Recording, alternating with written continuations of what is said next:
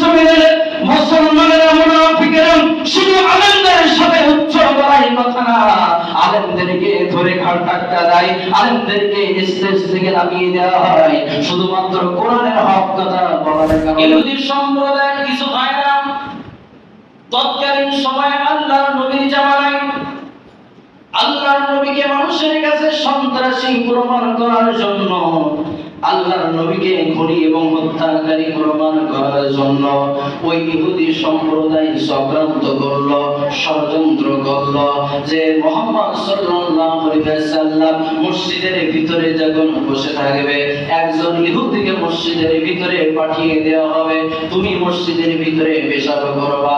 এটা দেখে মুহাম্মাদের মাথা গরম হয়ে যাবে, মুহাম্মদ রাগান্বিত হয়ে যাবে, রাগান্বিত হওয়ার কারণে তোমাকে দুনিয়ার থেকে বিদায় করে দেবে। আর এই জিনিসটা মানুষের কাছে যখন প্রচার করে দেব, মানুষের কাছে বলবো মুহাম্মদ হত্যাকারী, মুহাম্মদ একজন খুনি, এই মুহাম্মদ আল্লাহর পয়গম্বর হতে পারে না। এমন ভাবে বাংলার জমিনেও আলেমদেরকে মানুষের কাছে কালারিং করার জন্য এমন কিছু শয়তান আবু জেহেল মার্কা লোক বাংলার জমিনেও আছে না। মনে করবেন আলেমদেরকে কালারিং করতে চাই যারা, বর্তমান সময়ের আবু জেহেল তারা কথা বলেন ঠিক কিনা? ওই ইহুদি সম্প্রদায়ের ভাইরা সেদিনকে চক্রান্ত করেছিল। আল্লাহর নবী সাল্লাল্লাহু আলাইহি ওয়াসাল্লাম মসজিদে নববীর ভিতরে বসে রয়েছেন, হযরতে আবু বকর বসে রয়েছেন, হযরতে ওমর বসে রয়েছেন, হযরতে আলী বসে রয়েছেন, হযরতে উসমান বসে রয়েছেন। সুদীর্ঘ কদর সাহাবীগুলো যখন মসজিদের ভিতরে বসে রয়েছে, এমন সময় ইহুদি সম্প্রদায়ের ওই লোকেরা ষড়যন্ত্র করে একজন ইহুদিকে মসজিদের ভিতরে ঢুকিয়ে দিলেন যে মুহাম্মদ যখন মানুষের কাছে, মুহাম্মদ যখন সাহাবীদের কাছে ওই কোরআনের কাজ করবে, ওই কোরআনের কথা বলবে, তখন তুমি মসজিদের ভিতরে পেশাব করবা। এটা দেখে সাহাবীরা উগ্র হয়ে যাবে, মুহাম্মদ উগ্র হয়ে যাবে, তোমার উপরে হামলা করবে, তোমাকে হত্যা করবে। খুনি হিসাবে মানুষের কাছে এটাকে প্রচার করব। একজন খুনি কখনোই পয়গম্বর হতে পারে না, একজন হত্যাকারী কখনো আল্লাহর প্রেরিত রাসূল হতে পারে না। এমন ভাবে পরিকল্পনা করে যখন ইহুদিকে মসজিদের ভিতরে প্রবেশ করায় দেওয়া হলো, আল্লাহর নবী যখন কোরআনের দাস পেশ করতেছেন সাহাবীদের সম্মুখে, এমন সময় ইহুদি যখন মসজিদের ভিতরে ঢুকে পেশাব করা শুরু করে দিয়েছে।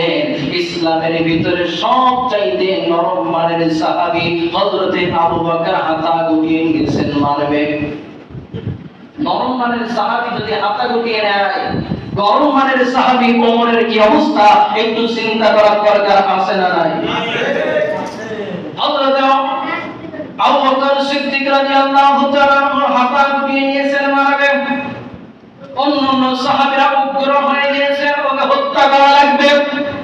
কারণ আপনাদের কাছে প্রশ্ন করি, এটা জামি মসজিদ কথা বলেন, এটা হলো পান্তেগানা মসজিদ কথা বলেন ঠিক কিনা? এই মহল্লার ভিতরে যদি এমন একজন ব্যক্তি থাকে যিনি 5 ওয়াক্ত নামাজ পড়ে না, 5 ওয়াক্ত তো দূরের কথা জুমার দিনে নামাজ পড়ে না, পিছন দিক থেকে যদি লাথি মেরে দেওয়া হয় পশ্চিম দিকে ফিরবে না, পশ্চিম দিকে পড়বে না, উত্তর দিকে ফিরে পড়বে, কথা বলেন ঠিক কিনা? এমন একজন ব্যক্তির সম্মুখে যদি এই পান্তেগানা মসজিদের দেওয়ালের গায়ে একজন যুবক কিংবা একটা পাগল যদি পেশাব করে, ওই ব্যক্তিও প্রতিবাদ করবে, কথা বলেন ঠিক কিনা? এটা হলো আল্লাহর ঘর মসজিদ, এটা হলো সম্মানের জায়গা, এখানে কেউ পেশাব করে না, এখানে তুই পেশাব করলি কেন বল, কথা বলেন ঠিক কিনা? ওই সাহাবীরা হাতা গুটিয়ে নিয়েছে, ইহুদিকে হত্যা করবেন, তুই মসজিদের ভিতরে পেশাব করলি কেন বল। আল্লাহর নবী বিশ্ব নবী জনাবে মুহাম্মদ রাসূলুল্লাহ সাল্লাল্লাহু আলাইহি সাল্লাম সাহাবীদেরকে বললেন, ও আমার প্রাণের সাহাবীরা তোমরা শুনে নাও, পেশাবের সময় যদি বাধা দেওয়া হয় তাহলে কিডনির সমস্যা হয়।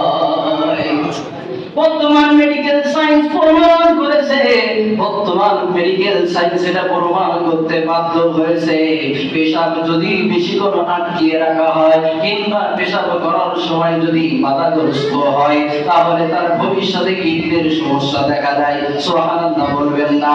এইখানে দেখা যায় বিজ্ঞানীদেরও চিকিৎসকেরও বড় চিকিৎসক ছিলেন আপনার নবী, আমার নবী, দয়ার নবী, বিশ্ব নবী জনাবে মুহাম্মদুর রাসূলুল্লাহ। কথা বলেন ঠিক কিনা? আল্লাহর নবী বললেন, সাহাবীরা পেশাবের সময় বাধা দিলে কিডনির সমস্যা হয়, তার যে কাজ করতেছে কাজটা সমাধান করো। আমি রাসূল তো এখনো তোমাদের সম্মুখে আছি, আমি রাসূল থাকতে তোমরা কেন উগ্র হয়ে যাচ্ছ আমাকে বলো। তখন ওই সাহাবীরা ঠান্ডা হয়ে গেলেন, কারণ আল্লাহর নবী যেখানে কথা বলে সাহাবীদের সেখানে কথা বলা মানায় না। কথা বলেন ঠিক কিনা? সূরা হুজুরাতের 2 নম্বর আয়াতে কারিমার ভিতরে আল্লাহ পাক রব্বুল আলামিন বলেছেন, ও ঈমানদার বান্দা এবং বান্দি তোমরা শুনে নাও, জেনে নাও, আমার নবী বিশ্ব নবীর কণ্ঠের উপরে তোমাদের কণ্ঠ যেন উঁচু না হয়। কথা বলেন ঠিক কিনা? কিন্তু আজকে বাংলার জমিনে ওই আল্লাহর নবী বিশ্ব নবী জনাবে মুহাম্মদুর রাসূলুল্লাহ সাল্লাল্লাহু আলাইহি সাল্লামের সত্য উত্তরসূরি আলেম ওলামা। কথা বলেন ঠিক কিনা? যদি আল্লাহর নবীর সম্মুখে উচ্চ গলায় কথা না বলা যায়, ওই আল্লাহর নবীর উত্তরসূরি আলেমদের সঙ্গে উচ্চ গলায় কথা বলা যাবে না। কথা বলেন ঠিক কিনা? কিন্তু বাংলার জমিনে মুসলমানেরা মুনাফিকেরা শুধু আলেমদের সাথে উচ্চ গলায় কথা না, আলেমদেরকে ধরে ঘাট ধাক্কা দেয়, আলেমদেরকে স্টেজ থেকে নামিয়ে দেওয়া হয় শুধুমাত্র কোরআনের হক কথা বলার কারণে। কথা বলেন ঠিক কিনা?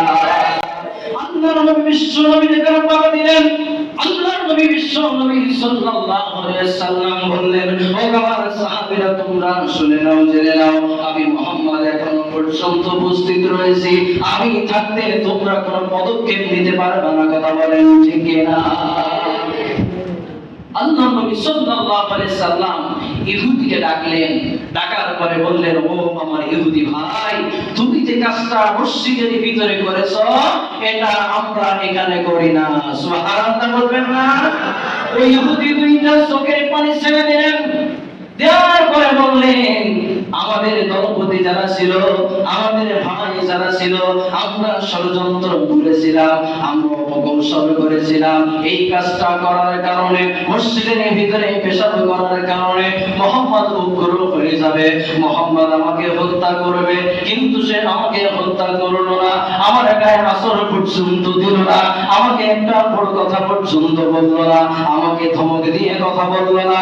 সেই ক্ষেত্রে এটা নিশ্চিত হওয়া যায় এই মুহাম্মদ যে আল্লাহ তাআলার পক্ষ থেকে প্রেরিত নবী এবং রাসূল, তার উপরে যে আনিত বিধান নাযিল হয়েছে, ওই বিধান যে আল্লাহ তাআলা সৃষ্টিকর্তা নাযিল করেছে, এর ভিতরে বিন্দু মাত্র কোনো সন্দেহের অবকাশ বলতে নাই।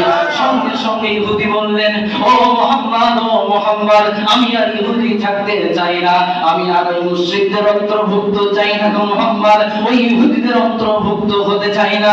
তো আমি তোমার হাতে হাত রেখে কালেমা পড়ে সঙ্গে সঙ্গে মুসলমান হয়ে যাব।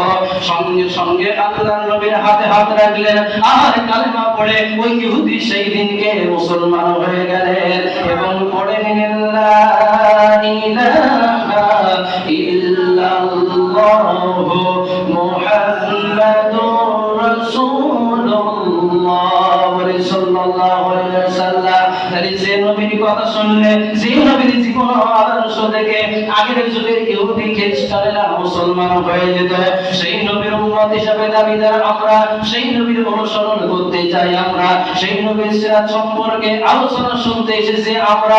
কিন্তু ওই নবীর কথা মতো যদি, ওই নবীর যদি মডেল হিসেবে আমরা চলতে চাই, আমাদেরও করণীয় হবে, আমরা যখন মুসলমান কিংবা বিধর্মীদের সাথে কথা বলবো, আল্লাহর নবীর মতো মুস্কি হাসি মাখা দরদ নিয়ে কথা বলা লাগবে। কথা বলেন ঠিক কিনা?